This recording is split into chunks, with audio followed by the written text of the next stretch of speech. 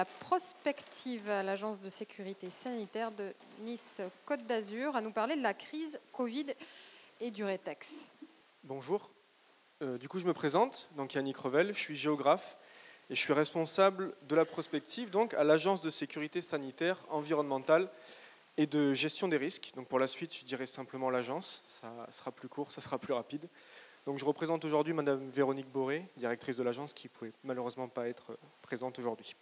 Avant de vous parler du Covid, je vais faire une brève présentation de l'agence, qui est une structure qui a été créée en 2020 à l'initiative de M. Christian Estrosi, donc président de la métropole.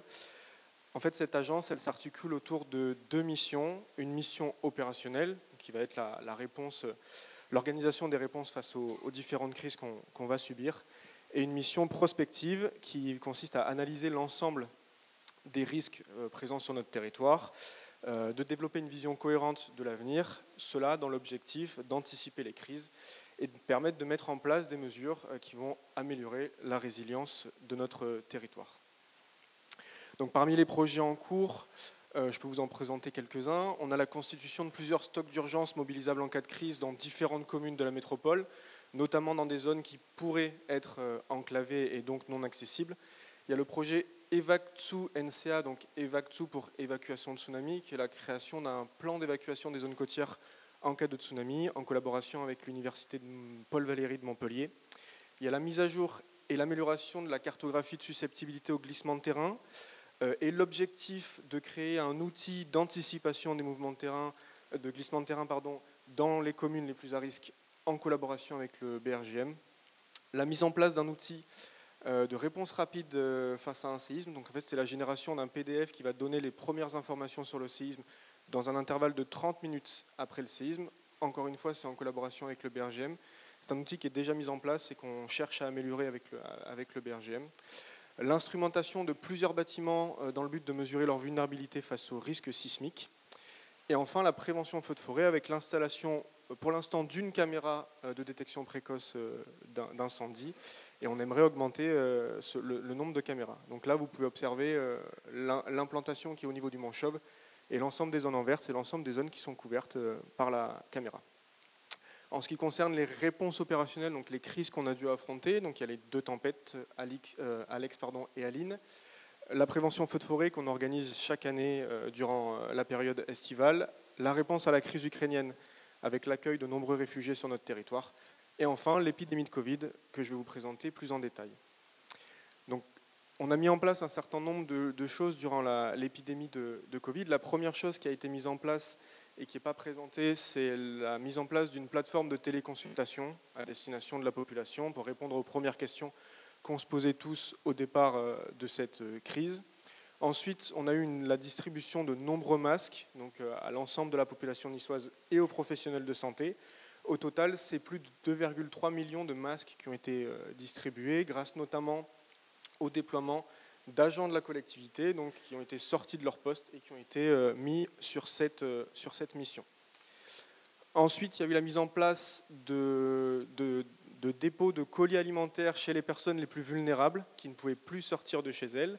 Elles avaient la possibilité, grâce à une plateforme téléphonique, de commander leurs courses et ensuite des équipes allaient faire les courses et les livrer au domicile de ces personnes. Sur cette mission, en plus des agents de la collectivité, on a reçu le renfort de bénévoles de la réserve communale de sécurité civile. On a eu plus de 100 livraisons par jour pendant 2 mois, donc au plus fort de la crise, c'est souvent durant les confinements.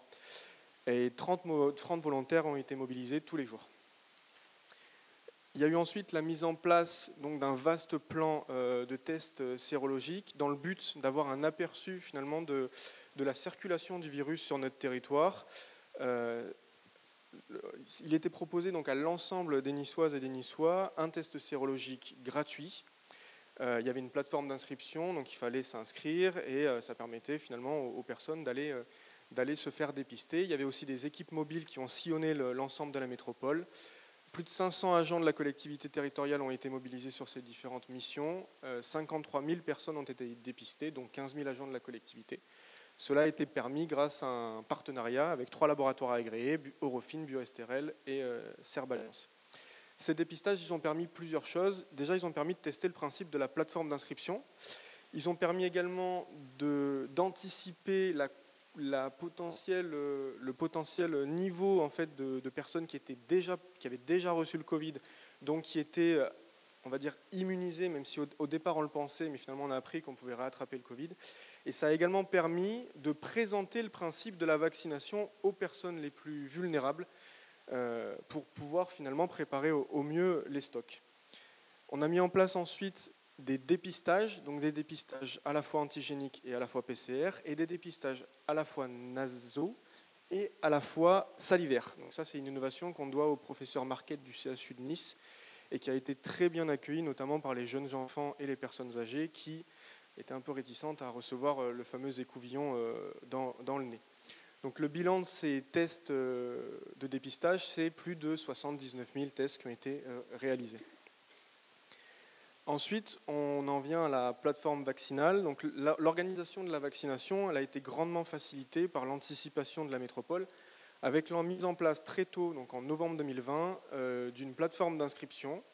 Cette plateforme d'inscription, dès 2021, dès mars 2021, il y avait déjà plus de 100 000 personnes qui étaient inscrites. La population elle était invitée à répondre à un questionnaire et à s'inscrire sur une base de données. Cette base de données, elle permettait d'organiser le cycle complet de la vaccination. Et au plus fort de la crise, on a compté sur cette base de données 350 000 personnes inscrites. Une plateforme téléphonique a complété ce dispositif qui permettait aux personnes de téléphoner et d'obtenir des renseignements, que ce soit sur le Covid, sur la vaccination et sur le suivi des rendez-vous. On a reçu durant la crise Covid plus de 800 000 appels. On a ensuite mis en place plusieurs centres de vaccination. Sur Nice, il y a eu notamment au Théâtre de Verdure, au Palais des Expositions, au Palais Nicaïa. Il y avait également des centres dans d'autres communes de la métropole, la Trinité, Cannes-sur-Mer, Saint-Laurent. On a mis en place également sur l'ensemble du territoire des antennes vaccinales. Donc, ce n'étaient pas des centres fixes, mais c'était des lieux qui étaient repérés par la population où, suivant le planning des équipes pour vacciner. Et on a essayé de regrouper par zone géographique pour faciliter la venue de la population dans ce centre. Il y a également eu la vaccination mobile et dans des centres éphémères. Donc on a essayé en fait d'amener au plus près de la population la vaccination, notamment chez les personnes, dans les entreprises, dans les EHPAD ou dans les campus universitaires.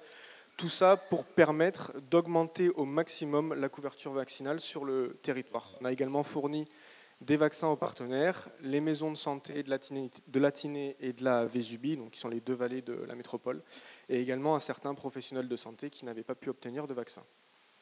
Il y a plusieurs innovations qui ont été au fil du temps, au fil de cette crise, mises en place. L'introduction du sans rendez-vous au Théâtre de Verdure, la mise en place de drive-in à destination des professionnels de la route, ambulances, taxis, VTC, qui n'ont pas forcément le temps de se vacciner et qui pouvaient venir à ces drive-in. Une capacité vaccinale qui a été largement augmentée du Palais des Expositions, avec plus de 5000 vaccinations par jour, dont un pic à plus de 5312. La vaccination à domicile pour les personnes à mobilité réduite. Les nocturnes vaccinales jusqu'à 21h. Un label pour les commerces où les employés étaient 100% vaccinés. Et enfin, le pass vaccinal sur carte plastifiée. Pour les personnes âgées, c'était vraiment beaucoup plus simple que de l'avoir sur leur smartphone, avec l'édition de 8350 cartes. En ce qui concerne le bilan de la vaccination Covid, il y a eu plus de 626 961 injections réalisées, 1600 agents mobilisés et 500 soignants. Je vous remercie pour votre écoute.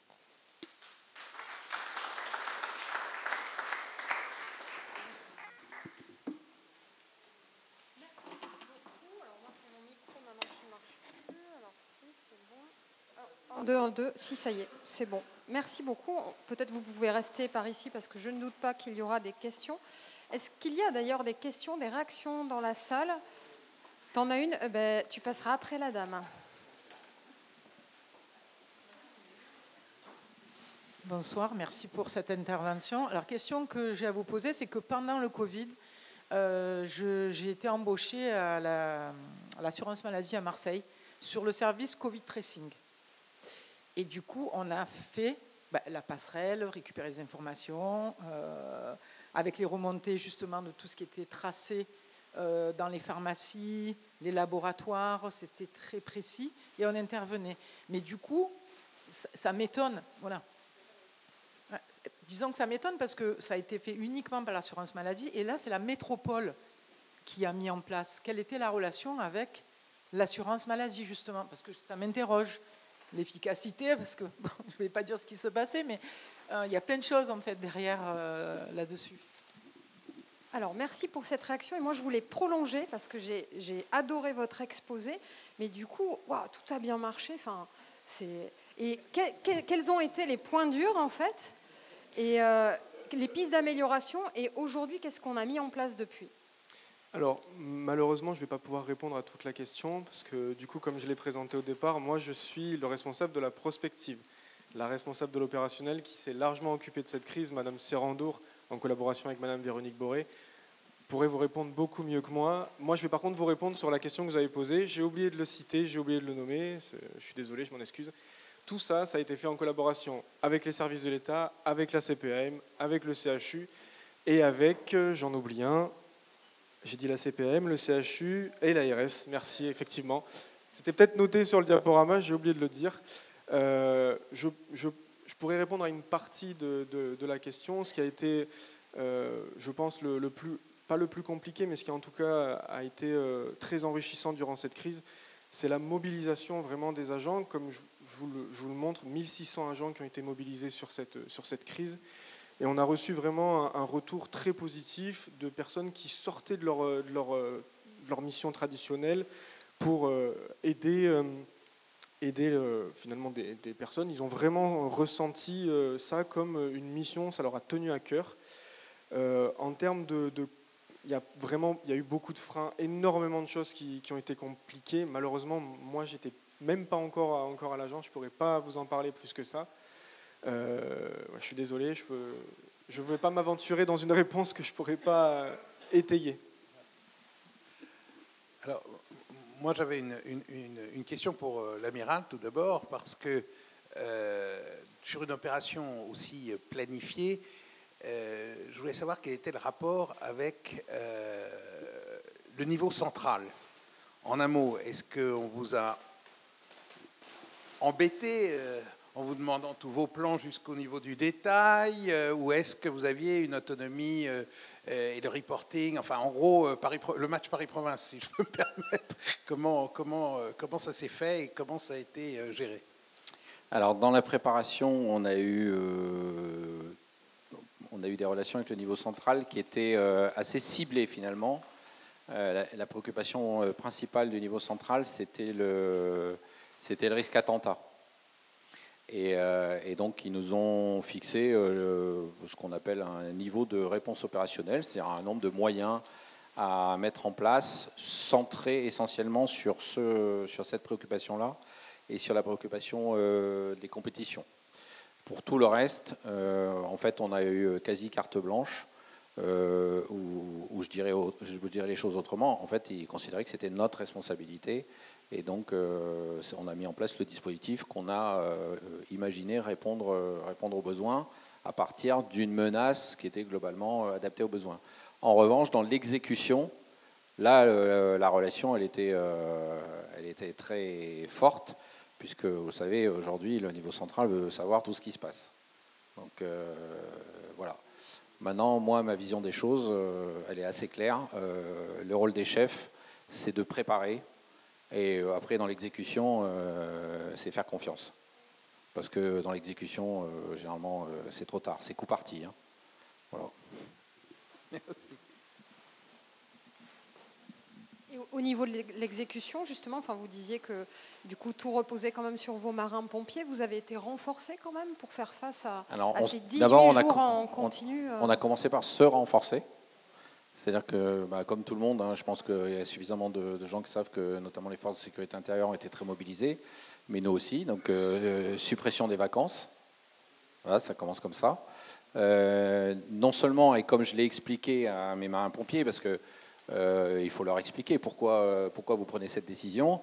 Je n'avais pas besoin de mes marins-pompiers tous les jours sur le terrain, évidemment. J'en avais à peu près 700, 750 sur le terrain tous les jours, mais je n'en avais pas besoin de tous les jours. En revanche, j'avais besoin qu'il soit là pour durer 18 jours.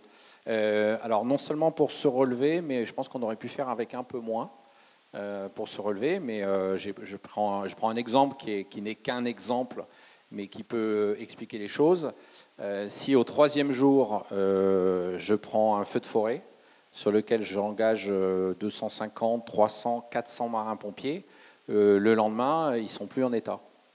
Et donc, je dois les puiser dans la réserve. Donc, de toute façon, tout le bataillon a servi de réserve.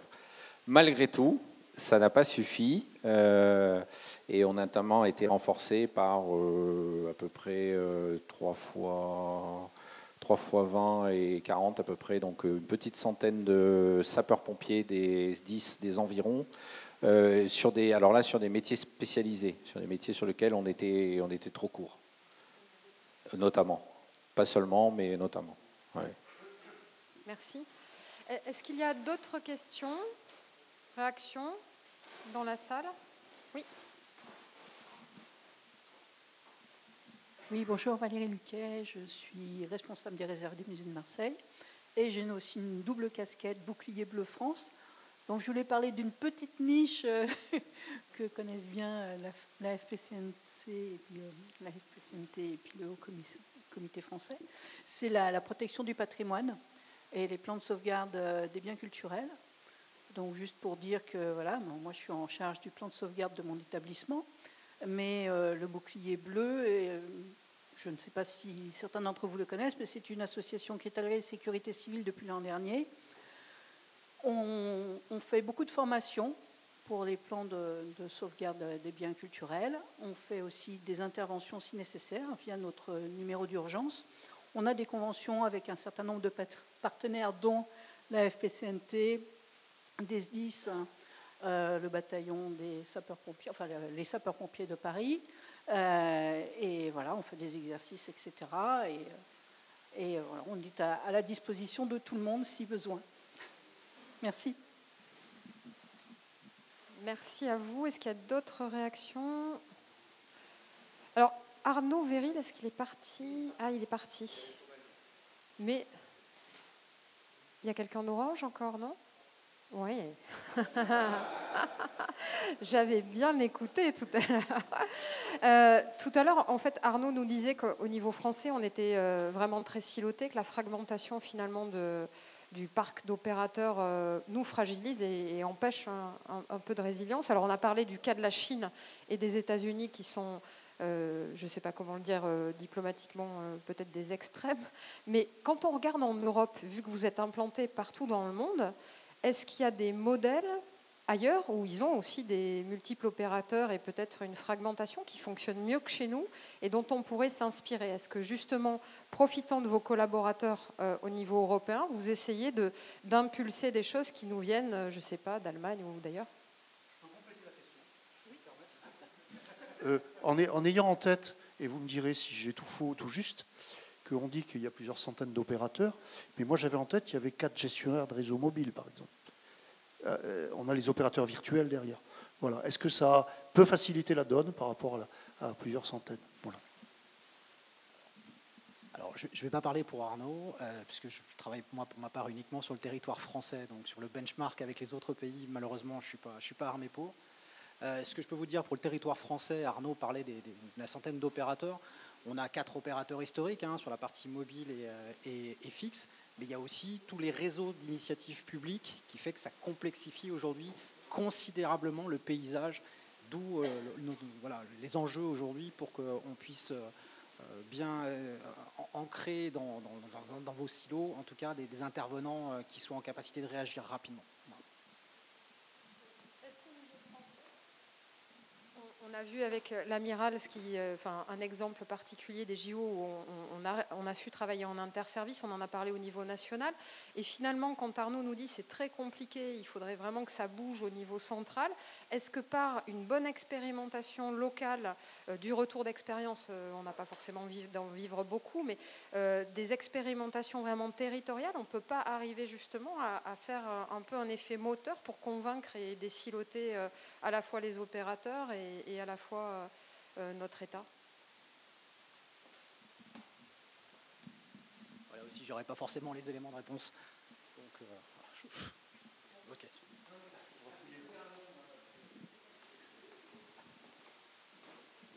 Je peux dire un mot sur l'étranger et puis un mot sur la France. L'étranger, quand on regarde, moi ça fait 40 ans, vous savez, que je m'en occupe de ces trucs, j'étais un peu dans tous les pays européens. Les modèles qui sont vraiment un peu singuliers, c'est les modèles nordiques. L'Italie, l'Espagne, on a vu que ça ne marche pas mieux que nous en Espagne, ça ne marche pas beaucoup mieux que nous en Italie. Il y a des points forts et des points faibles dans tous les pays, mais il n'y a pas de modèle, si vous voulez, très très très différent. Les Allemands ont des sapeurs-pompiers très forts, ils ont le THW, ils ont des... Bon voilà. Mais par contre, les modèles nordiques sont beaucoup plus basés sur le citoyen. Et sont beaucoup plus... Alors c'est plus petit, c'est des pays plus étendus et plus petits. Donc l'autonomie, la résilience fait beaucoup plus partie de leur ADN parce que naturellement, la distance, évidemment qu'on est en Laponie, c'est un peu compliqué quoi, d'aller à Helsinki. Donc ça, c'est des modèles qui sont assez intéressants. Sur la France, je pense que, j'en ai déjà discuté avec Arnaud, je pense que c'est au problème au plus haut niveau de l'État. C'est le tout en haut qui coince un peu. Hein, on n'a pas d'agence exécutive. On a une agence, le SGDSN, mais qui n'est pas exécutif. L'exécutif, il est au niveau du ministère intérieur. Et donc, le ministère intérieur avec les autres ministères, c'est tout ce truc-là qui est hérité de nos institutions et qui n'est pas encore très, très, très fluide dans la réactivité, la réaction. On l'a vu, enfin, il ne faut pas être critique, mais on l'a vu quand même dans le Covid. Ça a quand même mis quelques semaines à remettre le bateau dans l'axe, si j'ose dire. Donc, ils ont été pris de surprise. Donc je pense qu'il y a un travail, surtout au plus haut niveau, parce que quand vous regardez les opérationnels en France, ils sont tous très bons. Enfin, je ne pourrais pas demander, les sapeurs-pompiers, les gendarmes, les policiers. Enfin, sur le terrain, ça marche toujours bien. Et toutes les catastrophes, ça marche relativement bien sur le terrain. Il n'y a pas beaucoup de trucs, des sauvetages incroyables, les hélicoptères, les trucs, une réactivité extraordinaire. Mais quand on monte dans la gestion de crise, et le Covid était intéressant parce que ça l'a un peu démontré quand même, c'est que quand on arrive tout en haut, c'est un peu lent à se mettre en place. C'est un peu lent et puis on n'a pas les institutions. Mais je taquine un peu, alors je suis sûr que...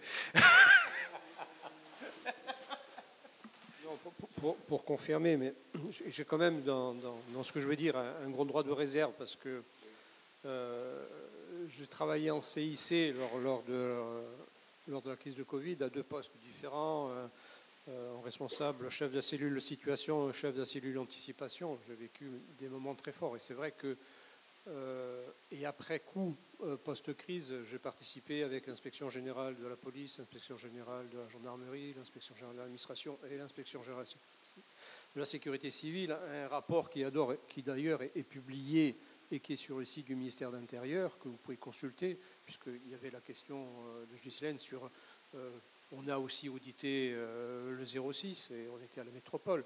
Donc on était au bataillon, un certain nombre de choses, on a tourné les zones de défense. Forcément, il y a un effet très positif et puis après, il y a des voies d'amélioration. Donc il suffit d'aller les regarder, de les lire, puisque ça a été publié. C'était une mission flash à la demande de l'ancien ministre de l'Intérieur. Il avait pris l'engagement de le publier et c'est publié. Après, pour aller dans le sens de Christian, c'est vrai que pour avoir vécu des situations opérationnelles tendues sur le terrain, et notamment en Corse, mais aussi ailleurs, on ne peut pas faire autrement que de se serrer les coudes et de répondre collectivement. Donc cet état d'esprit de la mutualisation et de l'interservice vient assez naturellement, même si il y a un peu d'effet silo. On le rencontre beaucoup plus haut, et c'est vrai que c'est particulièrement prononcé lorsque je passais des heures et des nuits en CIC. Mais ce n'est pas par manque de volonté des gens qui étaient autour de la table, parce que forcément aussi, on a des cultures différentes. Hein, et on a vécu des bons moments, des mauvais moments aussi. Les gens essayaient de faire le maximum qu'ils pouvaient, mais certains arrivaient sans culture de gestion de crise aussi. Donc il y a un long chemin à faire, un très long chemin à faire pour que ça aille mieux. Et aussi au niveau supra, quand on multiplie les centres de coordination et de commandement, c'est sûr que ça ne facilite pas les choses, pour ne pas dire que ça nuit au système global. Je ne parlerai pas, comment dire, de la puissance politique qui intervient au quotidien. Je ne parlerai pas des moments vécus de cafouillage ou de tiraillement entre le corps préfectoral et le monde de la santé. Voilà. Alors, vous voulez rajouter un mot ? Oui, si vous me permettez. Alors, j'ai un avis un peu plus nuancé. Oui, vous avez raison quand on parle à très haut niveau, les difficultés structurelles, oui, les combats politiques pour essayer de communiquer, être le premier sur la photo. Pour autant, moi, j'ai un peu plus ça. Je pense qu'en France, on raisonne trop souvent organisationnel et pas assez fonctionnement et relationnel.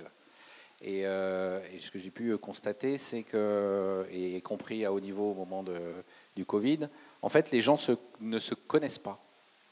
Et c'est pas tellement, effectivement, c'est pas de la mauvaise volonté, c'est pas tellement un problème d'organisation, mais en fait, ils ne se connaissent pas. Et donc, quand on ne se connaît pas, on ne travaille pas naturellement ensemble.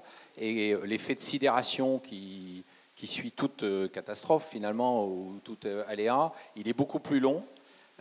Pendant le Covid, moi, ce qui m'a beaucoup surpris, c'est qu'en fait, on avait toutes les structures pour réagir, et en fait, on ne les a pas utilisées dans la première quinzaine, pour faire assez court. Je parle des armées, je suis assez proche de la fin, donc je peux me permettre un peu de liberté. On ne les a pas utilisées, et en fait, on en a créé à côté. Pourquoi ? Parce qu'en fait, les responsables qui devaient utiliser ne les connaissaient même pas eux-mêmes. Ils ne connaissaient pas les outils dont ils disposaient.